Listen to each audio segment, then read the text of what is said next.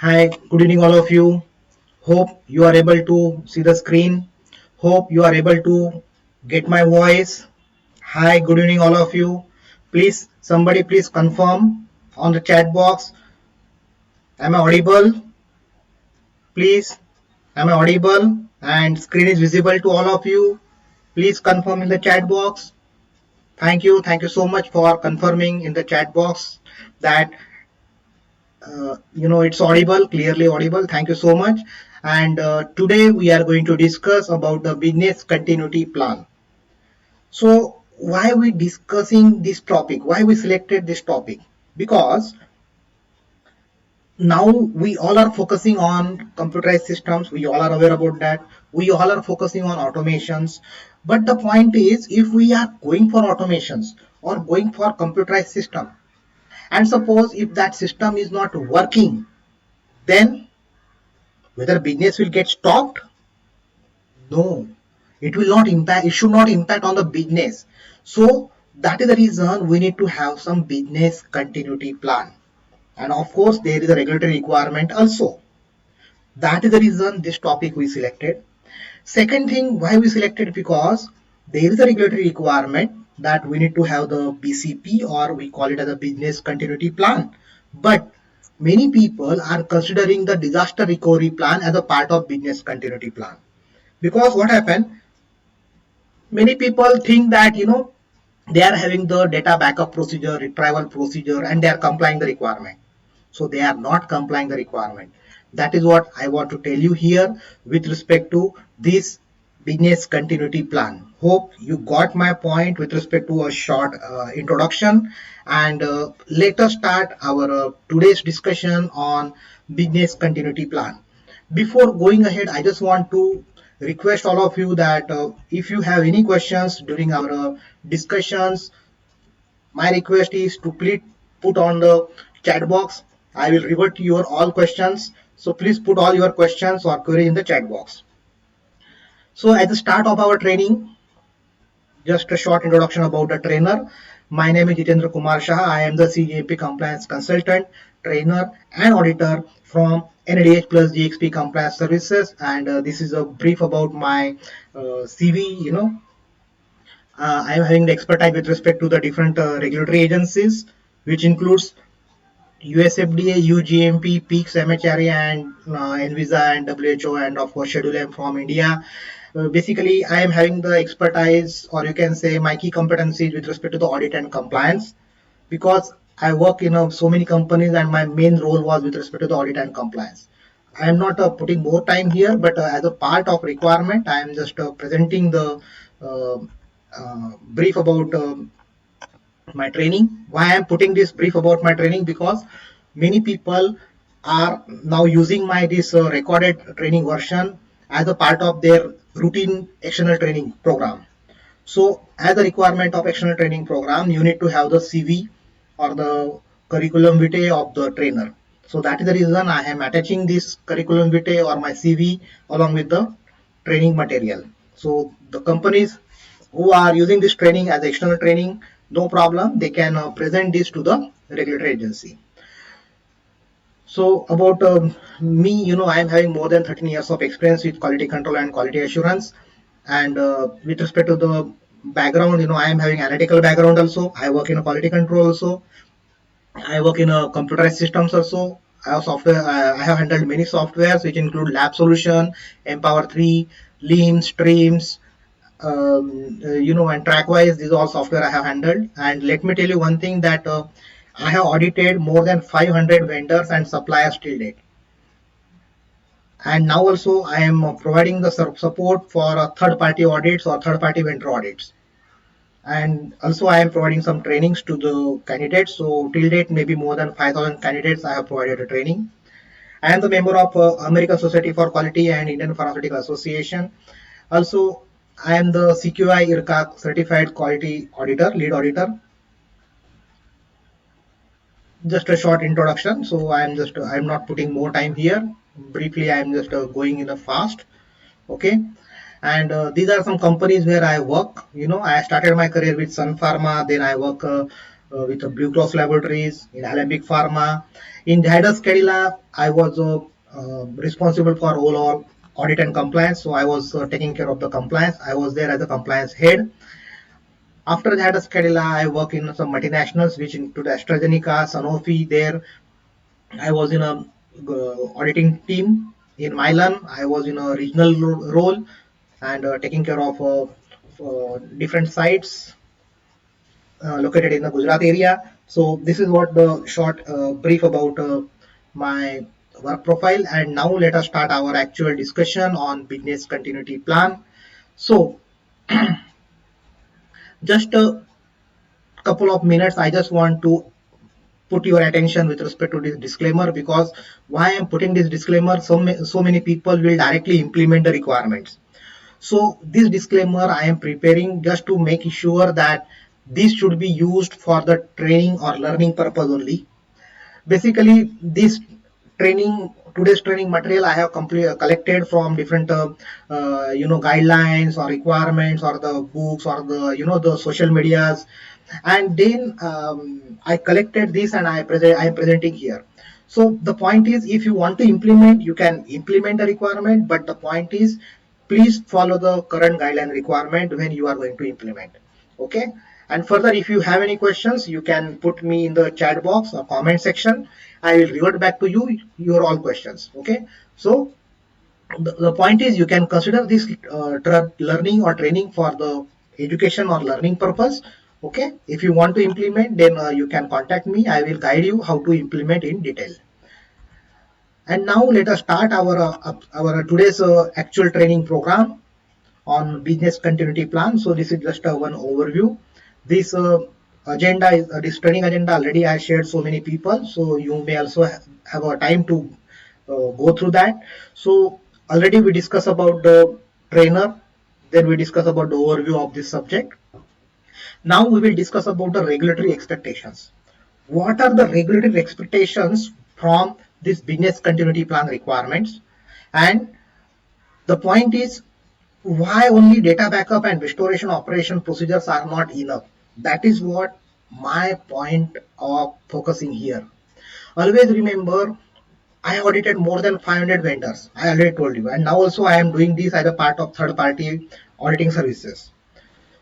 So wherever I am auditing so many companies, the point is the companies are having the data backup and restoration procedures, and they feel that they are complying the requirement. But during the course of the training session, you will come to know that we are not complying the training requirement just by doing the data backup and restoration procedure. Sorry, that is what I want to emphasize here. Then, how we should build a robust business continuity plan. So, how you can make a use of risk-based approach for developing the business continuity plan, that we will discuss. Then we will start working on practical preparation, practically how you can prepare the business continuity plan, that we will discuss. So how you can prepare, there are some 6 elements, that all 1 to 6 elements you have to put in the document, and how you are going to implement that all 1 to 6 elements in your, that you have to specify in your document, that is what your business continuity plan. Then we will discuss about the business continuity plan and disaster recovery plan. So basically, disaster recovery plan means what? Backup, retrieval. This is all the disaster recovery plan. So then, what is the business continuity plan and how these both are different from each other? That also we are going to discuss during our today's training session. Then we will discuss some examples and of course some benefits of the business continuity plan, why it is required. Of course, it is regulatory expectation. I agree with that, but what is the purpose? Why regulatory is insisting to have this plan? So what are some examples how you can implement the business continuity arrangements, and also what are the benefits of that? That we will discuss, followed by the vote of thanks. Then I will share my contact details if anyone wants to contact me, and of course there will be some question and answer session. Okay, so you can put your all questions in the comment section or chat box. I will revert back to you for all your questions. Hope it is clear to all of you. And now let us start with our today's discussion on business continuity plan. And the first point with respect to this is agency expectation. Let me tell you one thing. This agency expectation I just copied and pasted from the guideline, just to make you understand that yes, this is I am not telling. This is exactly from the guideline. So what its guideline is telling, what is the requirement of guideline? A process must be in place for managing business continuity when the supporting GXP computerized system is unavailable. Very clear. A process must be in place for managing business continuity when the supporting GXP computerized systems is not available. Maybe whatever is the reason, but if it is not available, so what are your arrangements? That is what the point. In order to protect and ensure continuity of the business operations related to product quality, patient or consumer safety, or related data integrity in compliance with the international and local regulatory requirements. It's very clear, means very clear, specified in the guideline, that even you can go through the MHRA data integrity guide. It is same format is there. So the point is, you need to have the business continuity plan. That's it, not anything else. So it's a very clear requirement that you need to have the business continuity plan if you are using any computerized system, specifically the GXP computerized system, because you are depending or believing, or you are fully dependent on that system. So if that system is not working, how you can ensure your GXP data, how you can ensure your GXP operations? That is what the requirement or expectation behind this. Hope you are getting my point. Again, I am telling you, if you have any questions, no problem, you please put in the chat box. I will revert back to you. Okay, I will be happy to answer your all questions. There are some requirements with respect to the backup. So I will just touch upon the requirement just to make you aware that when you want to prepare this business continuity plan, you have to consider all these requirements. That is what the purpose.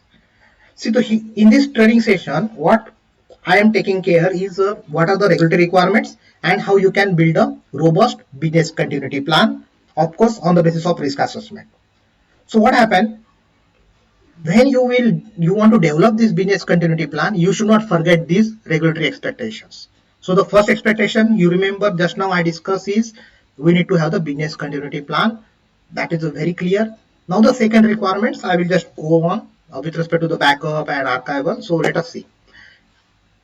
A copy of current data, metadata, and system configuration settings maintained for recovery, including disaster recovery. This is specifically, I am reading these three sentences, and in that, if you go through these, you will come to know that specifically I put the configuration setting in a bold. Why? Because many people think that whenever we are taking the backup will be only with respect to the data. So it is very clear that backup is not only data and metadata, but the backup of the configuration setting also should be considered during backup. So if you are taking the backup, many IT people are attending this training. So I just want to tell your IT teams, or you can share this information to your IT team, local IT team, that just check whether in your backup procedure configuration settings, backup of the configuration settings is there or not. If you are not able to take the backup of your configuration settings, you are not complying this requirement, and this requirement is directly from the guideline. This I am not telling from my mind or my point of view. It is exactly from the guideline, my dear friends. Backup and recovery processes should be validated. Again, I am telling, backup and recovery process should be validated. So the point is, when you are performing the computerized system validation, in the validation, of course, you are doing all IQ, OQ, PQ and all everything. I am happy with that. Okay, but you should not forget to validate backup and recovery procedure. Many companies are lacking here. So when you are having the procedure for backup and recovery, that backup and recovery process also should be validated. Hope it is clear. And of course, periodically tested. So what happened? You are having the SOP for backup and retrieval, and periodically you are verifying. So the second part you are complying, periodically tested. But the first part should be validated that you are not complying. So during validation, this point, please take care of this point. Each backup should be verified to ensure that it has functioned correctly. So you need to make an arrangement that whether backup is done correctly or not. Maybe you can take the evaluate the file size, or you can evaluate some final message whether there is a any error message, or there is some message that yes, backup is successfully. So that procedure you need to develop. But the point is you need to ensure that whatever the backup procedure is there, it is functioned correctly. That you have to evaluate. The backup strategies for the data owners should be documented. That means what? You need to have the procedure, how you are going to do the backup, what type of backups, hot backup, cold backup, everything, what type of backups, everything you need to specify in the SOP. That is what is recommended in the observation. Second thing, I just want to tell you that this SOP should be the part of the department who is responsible for data, managing the data. So many times what happens, this SOP is a part of IT. I'm not against that. Okay, it may be part of IT, but the point is there should be some quality oversight, quality checks, because IT is not a data owner. Remember this thing. Data owner is what? The team or the department who is responsible for managing the data or generating the data up to the end of the shelf life. So the point is that should be responsible for this backup. So if SOP is from IT and backups are taken by the IT, no problem. But on the routine backups, the requirement is from quality perspective, somebody from quality should have the quality oversight. Maybe they can check it whether the backup procedures are being followed or not. That is what I want to tell you from this requirement. So I am just telling you about this requirement, and you can just compare it whether we are complying to this or not, so that you can take care of this for your company for further implementation. The next requirement is backups for recovery purposes do not replace the need for the long-term retention of the data and metadata in its final form for the purpose of verification of the process or activity. Very clear. Why I put these three lines? Because these are the part of the business continuity plan. So I am putting here.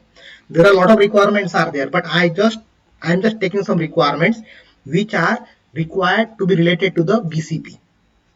So the point what I want to tell you here is many companies what they do, the data is taken in the server, and from server the backup is taken in the hard drive, or maybe the magnetic tape, electromagnetic tape and all. So the point is what they think that if I am having the backup in the tape, if I am having backup in the cloud server, or if I am having the backup in the external drives again, so then why can't I delete the data from the server? My dear friend, it is very clear requirement, it is here. Backup for recovery purposes do not replace the need for the long-term retention of data and metadata in its final form. In its final form. So the final form is directly going to the server. So that is what the final form. So you should not delete it from there. Hope you're getting my point. So backup you are taking just to recovery in case of some problem. That's it. That does not mean that you are taking the backup so I can delete this data. That is what clearly indication by the guideline. Clear indication from the guideline. Okay.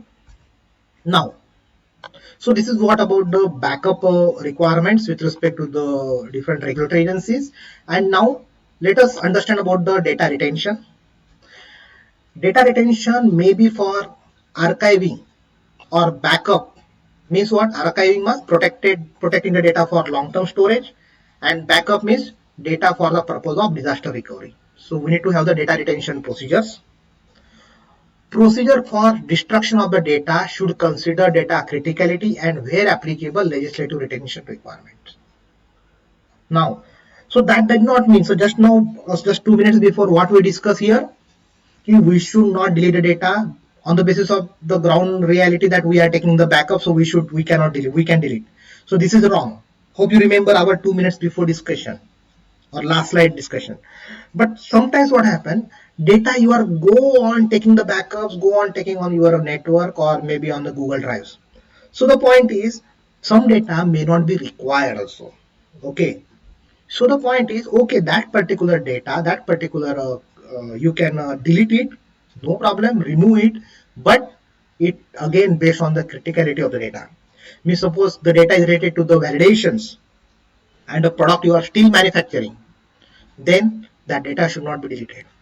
But if the data is related to only specific particular batch and that product is discontinued since long, then you can just evaluate and you can delete that. I am just giving some example, okay? So the point is you have to evaluate the criticality. That is why I put a disclaimer.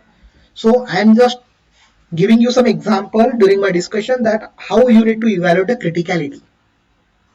And of course, what are the regulatory requirements?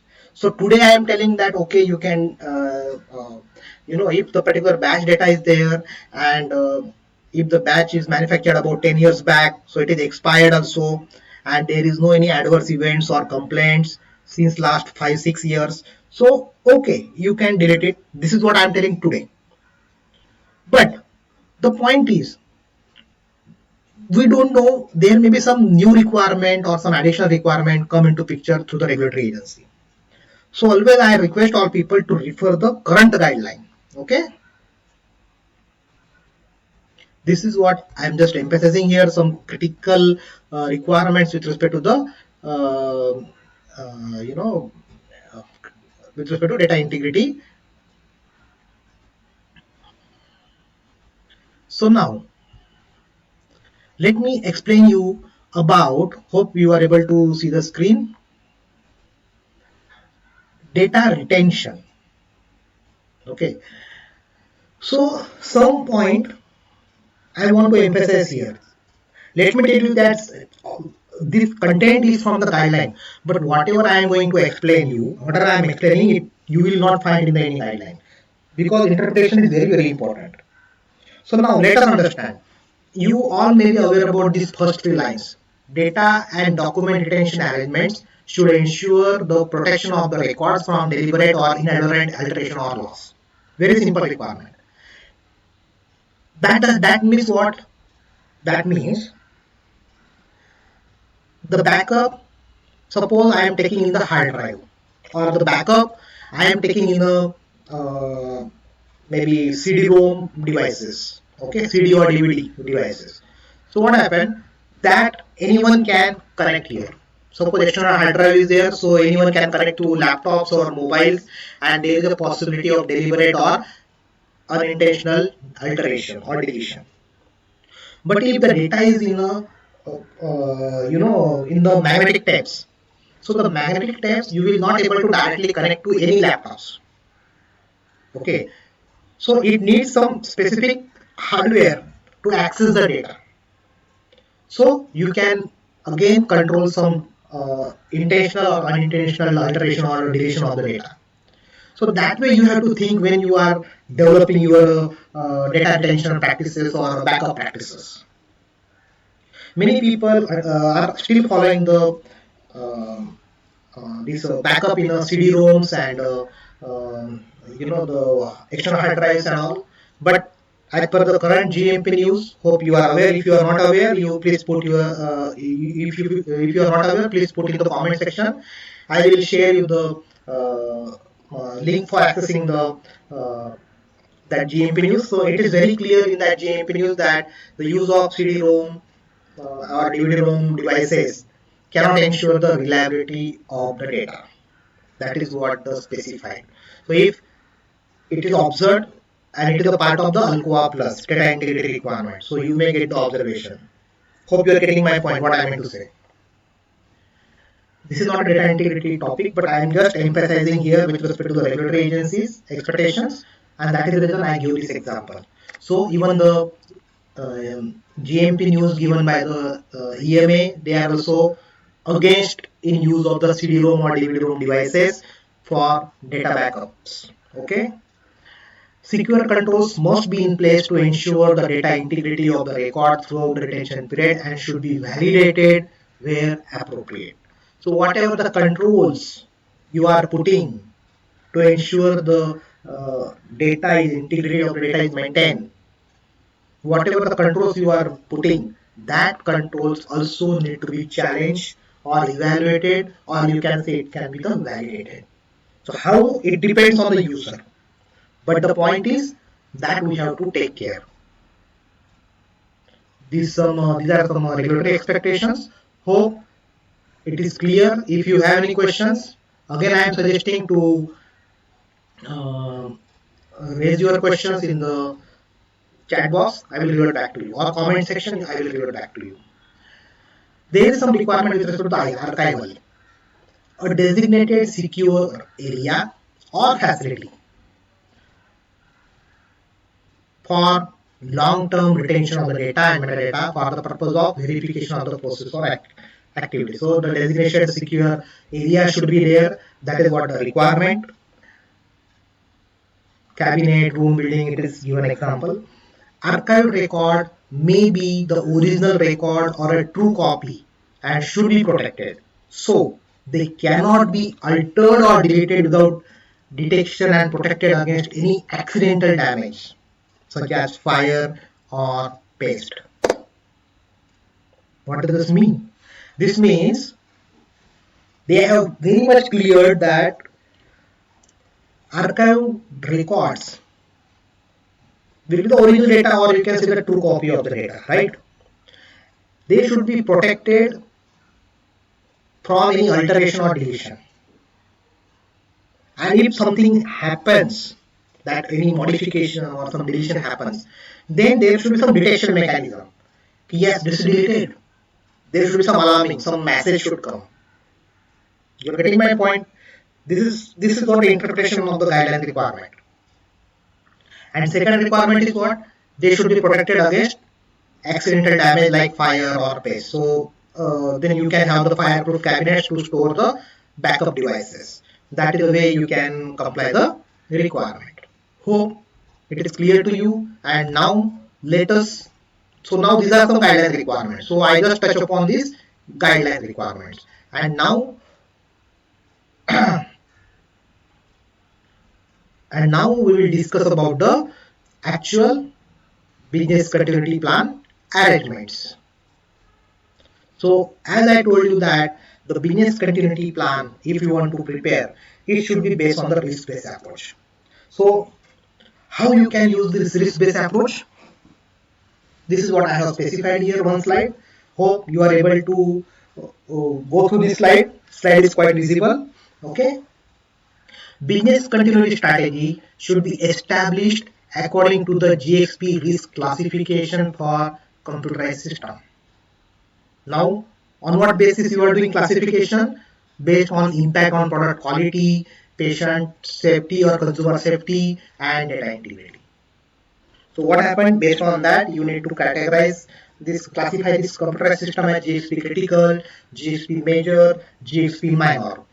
The team or the people who are involved in computerized system validation, they may be aware about this requirement that you need to do the GxP criticality classification. Okay, so you can just check for any data generated from the computerized system. If it is GxP critical, then you should consider it as separately. Means a business continuity process should be defined, documented, approved, and maintained. And if it is a major, means GxP, you can say the GxP criticality, you evaluate and it is found that it is major or minor. Then you can evaluate based on some, at what extent there is a risk with respect to the business process and with respect to the data of the generated through the system. So on the basis of that criticality of the system, you can categorize the critical and major and minor. Actually, anyway, you are going to categorizing the systems during validation, but that categorization you can use it for developing the business continuity plan. So the point here is business continuity plan is not a common for all the computerized systems available in your site. The business continuity plan will be specific for specific type of system or software. Suppose I am having a Chromeleon or Empower or lab solution in my chromatography systems. Then I am having a lab solution, sorry, I am having a LIMS in the QC laboratory. I am having a SAP in production. So I need to have the separate business continuity plan arrangements for all these softwares or computerized systems. Hope you are getting my point. You can have a common approach, you can have a common document of a business continuity plan, and under that you can specify about the different computerized systems, no problem. But the point is, you cannot say that I am having the business continuity plan for QC instruments, so I am complying the requirement. No, if you don't have the business continuity plan for production equipments, or you can say the engineering automation like building management systems and all, then you cannot say that you are complying the requirement. Hope you got my point. Okay, so this is the way you can perform some criticality of the different computerized systems, and based on the criticality you can decide at what extent you need to have the business continuity plan or business continuity arrangement. That you can evaluate, and then you can work on the developing the business continuity plan. So now, hope you understood up to here the different guidelines requirements, what we have to consider. Second thing, you also come to know that on the basis of GXP risk criticality, you can evaluate the depth of the business continuity plan, right? So now, how you can develop the robust business continuity plan? So there are 6 steps to develop the business continuity plan. Okay, so I will just go through each step and then we will discuss each step in detail. Okay, so the first step is event detection. Then business process impact evaluation. Hope you are able to see the screen. Repair operations, business continuity deployment, recovery and restoration operations, return to normal operations, and business continuity process closure. Sorry. See, basically, these 6 steps should be available in your business continuity plan. Now, many people, if you ask, and if they are not aware about the business continuity plan, they will broadly say, you can do the risk assessment and raise the change control. But it is not the way. For business continuity, your structured, robust business continuity plan should have these 6 steps. And now we will discuss for each step how we can use this step for developing the business continuity plan. Hope you are getting my point, what I am telling you. If you have any question, please raise your question in the comment section or chat box. I will revert back to you. And now we will discuss each topic or each we are now 6 elements. So from each 6 elements we will discuss and explain on each element now. Okay, so the first element is what? Event detection. Event detection, it's very clear, very simple. Business continuity plan is very simple. Only you need to apply your thought process, you can prepare this business continuity plan.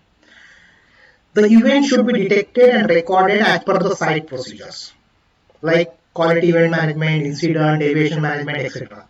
Anyway, I committed all team members that I am going to take the separate training sessions on quality event management like incidents, deviations, change controls and all, market complaints, recall, all these things. Okay, so the point is, whatever event happens in your computerized systems, maybe any hazard, maybe any fire or any accident, whatever, you need to have the quality management system to record it or to detect it.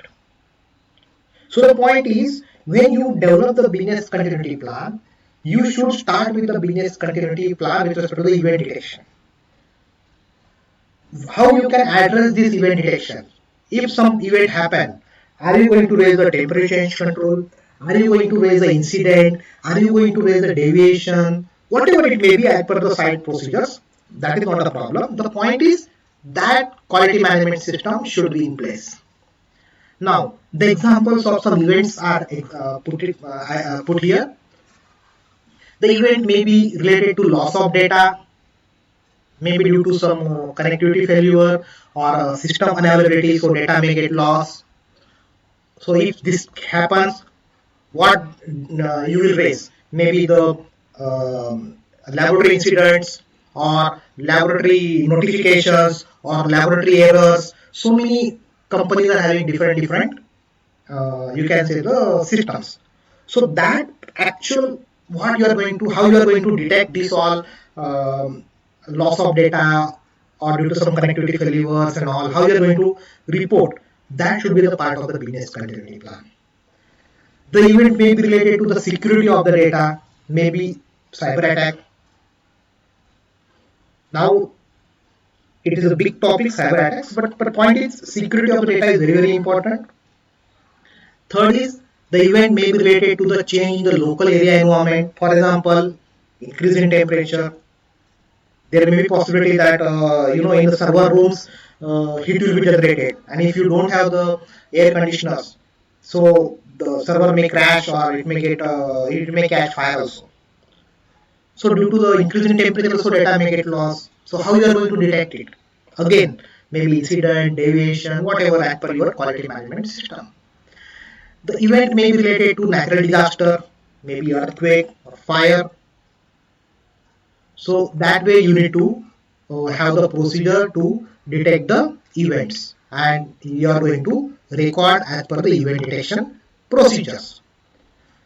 So the point is we have to consider each such an event that can be resolved and evaluate maximum tolerable unavailability of the system, and same should be recorded in business continuity plan. Means what? Suppose fire, it catches the fire, so maximum how much time it will take to rectify. Suppose there is an earthquake, or suppose there is a data loss due to some connectivity failure. So how much time system will be unavailable, and within how much time system will be in place? That should be considered as a part of the, you can say, the business continuity plan. Hope you are getting my point. What I mean to say, I am explaining all these 6 points one by one very slowly. My speaking is also very slow, right? If you have any questions, please again I am requesting all people to put your questions on the chat box or comment section. I will revert back to you. Okay. So this is what the first point. The second point is business process impact evaluation. So now we detected the events due to which it will not available, system will not available, or data may be unavailable. Correct? And how we are going to record that we discuss about the detection. Second is business process impact evaluation. So what does it mean? We have to study the business process. So how you can study the business process? We have to consider all the functionalities, workflow. For example, let us take the example, workflow means what?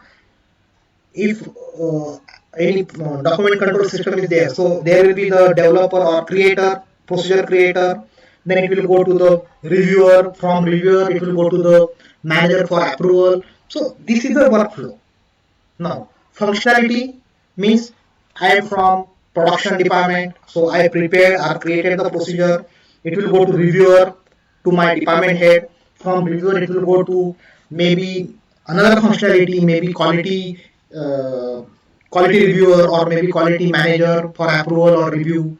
So this is the what the different functionality and workflow we have to consider, and we have to consider that at what extent this workflow will get impacted due to the unavailability of the system. You're getting my point? Because what happened in any company, wherever you are using the computerized systems or automations, it is not a one person's job. Different departments are coming together. So what happened? There is a dependency of the work. Dependency of the work. So the point is what?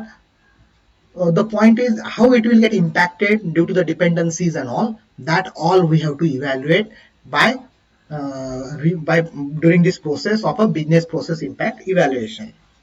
Now here you can make a use of quality risk assessment also. So by following the QRM, quality risk management, you can evaluate the potential risk during this evaluation.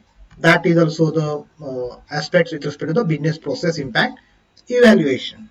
Hope you are getting my point. So here first point is detection, event detection, and second point is business process impact evaluation. So now when I am identifying I am identifying the business impact, then I will consider, oh, it is a critical and it is a very big impact. So immediately I have to work on the repairing the things. Okay. Because it is not just a thing that, I will make the alternate arrangement and business will go on continuing. No. I have to put the repair activities at the same time. So the point is in parallel. That is why I have mentioned here. What I have mentioned here, in parallel with the deployment of business continuity process, repair operations should be initiated. So there you may have some alternative arrangements to run the business. I agree, even regulatory agencies are also agreeing. But that does not mean that you will give the second priority for repair operations. No. You go for business continuity arrangement or alternate arrangement, but simultaneously you should focus in parallel for repair operations, so that system will get restored and it will be ready for use for the repair normal use. You are getting my point, what I meant to say? Hope you are getting my point.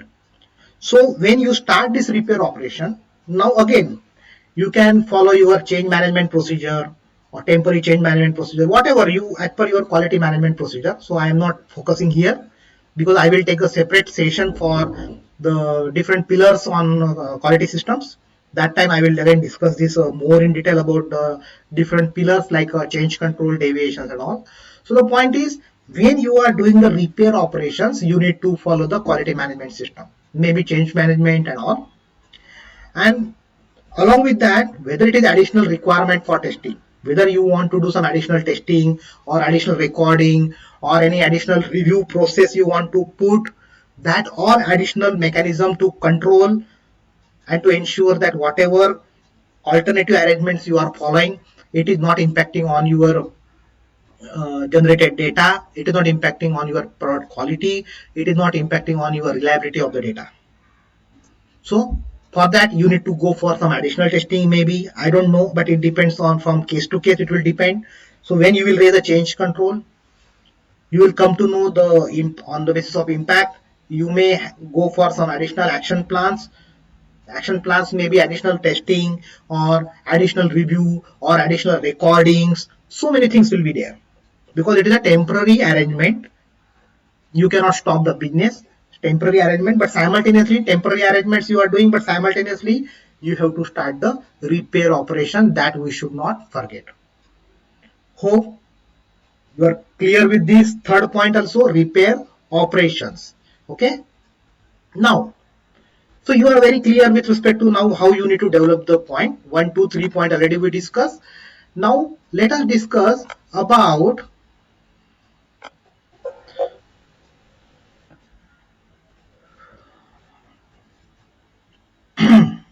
sorry.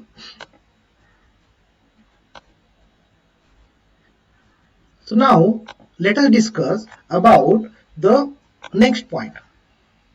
Just a minute. Business continuity deployment. So the next point is what? Business continuity deployment. So you are getting my point, right? First point is detection, second is the impact on the business, third point is the repair operations, and now fourth is the business continuity deployment. So basically what is this? Here, there in the third point you started repair operation, and here you start on deploying the alternative arrangements. Means what? Consider activation of predefined manual or automated operation processes. So in the process itself, when you are developing the business continuity plan, if you have to specify there only that if this system, computerized system, is not working, what is the other alternative manual system, or what is alternative some other controls, how you are going to follow it. Okay, so this is what the alternative arrangements. Okay, maybe manual recordings or manual controls, manual evaluation, that all you should specify under this head, business continuity deployment. Hope you are getting my point, what I meant to say you. Okay, now here you can make a use of the disaster recovery plan. So what you can do, you can make a use of disaster recovery plan. For example, in case of server breakdown, okay, you can directly go for the alternate server. Many companies, they are having an alternate server. So if the one server crashes, they will go for alternate server, they will restore data in the alternate server, and they will start working on the different another server. So that way there will be, then what happened, by following the, by using that alternate server, you can reduce your business continuity plan arrangements in a shorter period. So you cannot use the longer period, because what happened, whenever you are discussing about the business continuity plan, it is not with respect to the only software, but it is with respect to the hardware also. Now suppose there is a crash of the server, so to develop the complete server, so hardware and of course then software, it will take time. But if you have the alternative arrangements, so you can restore the operation in a short period. So you can reduce the restoration period in case of the any disaster. So that way you can make a use of the alternate server. Okay. Now this is the way you can do the business continuity. So the fourth point, my point of focus about the 4 point is that you should reduce the time for the business continuity deployment is a very shortest time. Okay, you cannot just write 4 days, 10 days. It should be shortest time. That is what the point of discussion here. I want to emphasize here. Okay, this is what I want to emphasize here about the point 4. And now let us discuss about the recovery and restoration operation. So now in recovery operation also, we normally discuss about just take the recovery data and compare it, and then that's it, correct? But in the business continuity plan, you should specify in more detail. Means what type of recovery, means method of the recovery, sequence of system functionalities or workflows to be restored in priority order. So how you are going to restore in priority wise, means what happened, the systems, computerized systems are multiple functionalities are involved in the computerized systems. So which domain you are going to start first? For example, let us take the example of SAP. So SAP may be used by commercial people, SAP may be used by your warehouse, SAP may be used by your production, SAP may be used by your quality systems. So you have to decide, because all the functionalities and workflows cannot restore at the same time. So you have to gradually restore one by one, one by one. So what should be the sequence? That also should be the part of your recovery and restoration operation. And it should be part of the, again, business continuity plan. Correct? Reconciliation of activities performed outside the system, for example, entry of data managed during IntelliManual or automated process discussed during business continuity deployment. Means what? During this stage, you have to ensure that, okay, I am recovering the things, I am restoring the things, and I will allow it. But the point is, at the same time, I have to reconcile how much activity I did manually. I could not perform by using computerized system. So whether it is impacting on some business process or it is impacting on the product quality. So I have to reconcile how much activity we perform manually away from these normal practices. That I have to reconcile and evaluate as a part of the recovery and restoration operation. Okay, hope you are getting my point. Recovery and restoration operation, it's very simple. Okay,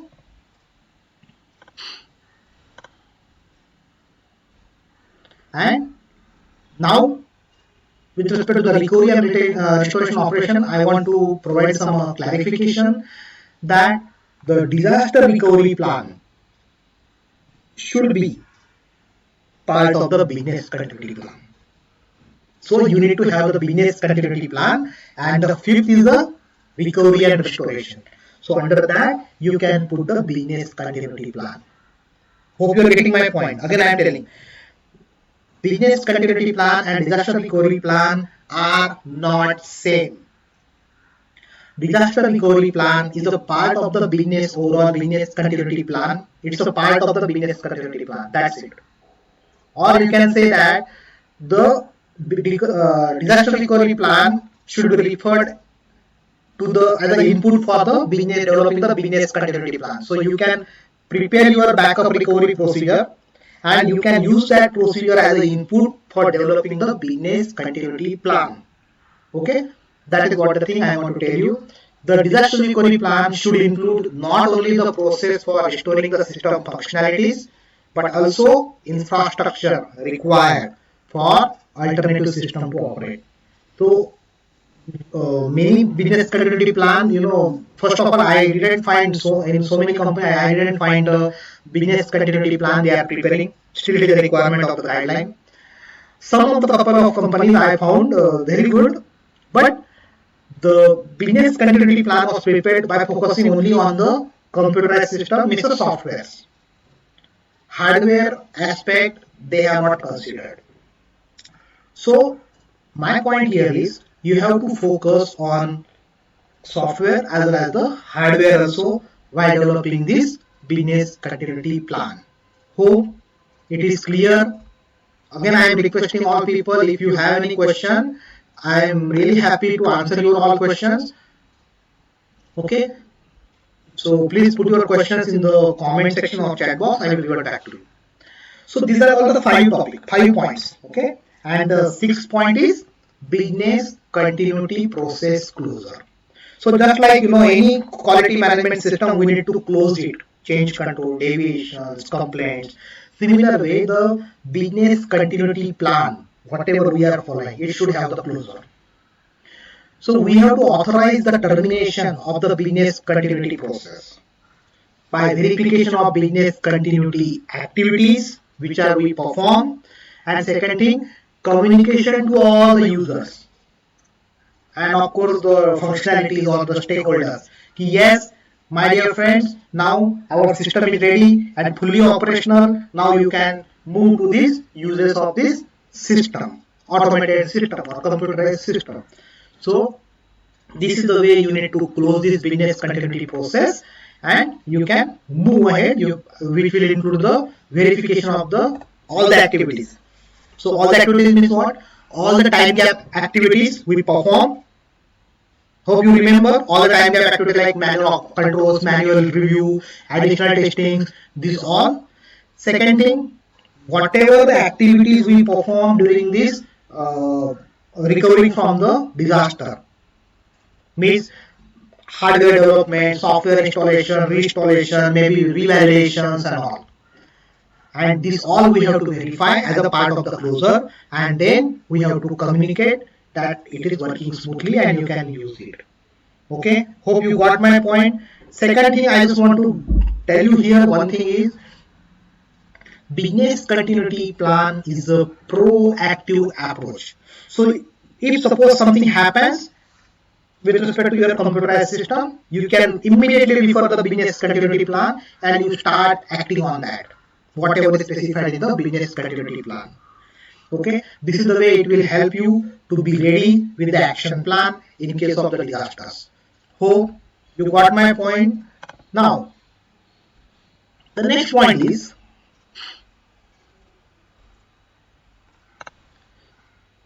examples or benefits of the business continuity plan. So how you can develop some alternative arrangements. So already I discussed with you that alternative arrangement includes alternative business arrangements, maybe multiple server arrangements, or you can have the multiple servers, two servers, or you can have the one server in the local site and one server maybe the corporate away from the facility.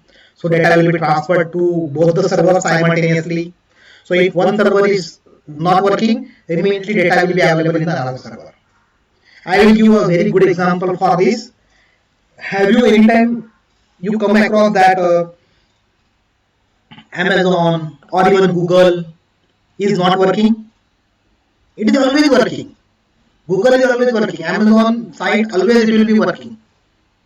Now, how they can ensure that it is working? There will be server maintenance, there will be server upgradations, correct? Then how you can then during that time the server then during this time they should not be functional, but it is not possible. They are continuously functioning for 24 hours, 365 days. What is the reason? They are having the multiple servers. So one server may be in Mauritius, one may be in UK, one may be in US. I am just telling the example. For different geographical locations, these all servers are distributed. So if one server is not working or functioning, maybe due to the upgradation or preventive maintenance and all, no problem. All the traffic will be moved to the other servers. So that way, these business continuity plans are worked. So in many pharma companies now, they are having the alternate servers also. Now many companies are going ahead, or some companies are using server as well as the cloud-based storage. So that way also they are doing. So one backup is from the server and a hard drive, or one server and a tape drive and all, and second backup will be in the um, uh, uh, cloud services. Okay, so that way also they are doing for making a time gap arrangements. So my server, if it is not working, they can get the data from the cloud or vice versa. So basically, there are some benefits of the business continuity plan. Basically, this plan is ready with the proactive approach that I explained you. Due to that, what happens if some disaster happens or some problem happens, there will be no pressure or tense condition. People can easily ready with the action plan and they can easily follow. And normally regulators will ask the questions. Regulators now are more keen with respect to this type of questions. Ki, okay, you are having these systems and all. Okay, if this is not working, how you will come to know? Or if this is malfunctioning, how you will come to know? Or if this is functioning correctly, how you will come to know? So these all answers you will able to give the answers to the regulatory agencies. Because what happened, no? If your system is not working, what you will do? You can say, as per this business continuity plan, we are having the time gap arrangement, we are going to do this. How much minimum time it will take to restore the operation? You can evaluate, you can say within 2 days or 1 day or 24 hours, we can restore the operation. That is what the answers will be ready for the regulators. And of course, the very important benefit of the business continuity plan is business is not impacted. That is the big benefit of the business continuity plan. Hope everyone is clear with respect to our discussion about the business continuity plan, and you understood now the disaster recovery plan is a small part of this business continuity plan. And before closing this, I just want to share you that we are having the membership program in the YouTube. There are 3 categories: GMP, CGMP, and Advanced GMP. So what happened in you can opt for any type of membership. The point is you will get GMP updates for all the 3 types of memberships. But additionally, if you want to have some discounts on different training programs, so you can opt for the CGMP or Advanced GMP. Second thing, in Advanced GMP, preferably every month specifically, I will focus on your problems for about 1.5 hours, and I will try to help you for guiding you with respect to some specific topics. Basically, this Advanced GMP membership is for the people who are heading the quality of the particular organization, or you can say the Advanced GMP specifically for the people who want to prepare a specific topic in a short time. So I can spare my 1 hour for them and I can guide them how to prepare for some particular topic with respect to the interview or with specific some regulatory audits. So that way I can guide them. So that is the way advanced GMP will help them. So if you click this join program, you will get all this procedure here. So you can access and you can get the benefit of that. Okay, hope it is clear. And last but not the least, these are my contact details. Okay, you can reach me with this number. You can send me the WhatsApp also. You can subscribe this Hitendra Kumar Shah channel. Okay, and thank you so much. Your all questions are welcome and really great that in 1 hour really we tried completed our today's discussion or today's training session. Okay, so whatever you have the questions up till now, I will revert to your all questions. Okay, on the chat box or the comment section. Thank you so much, and I always tell all the people that please ensure all-time compliance. Thank you. And now I am closing this training and then I will answer your all questions. Thank you.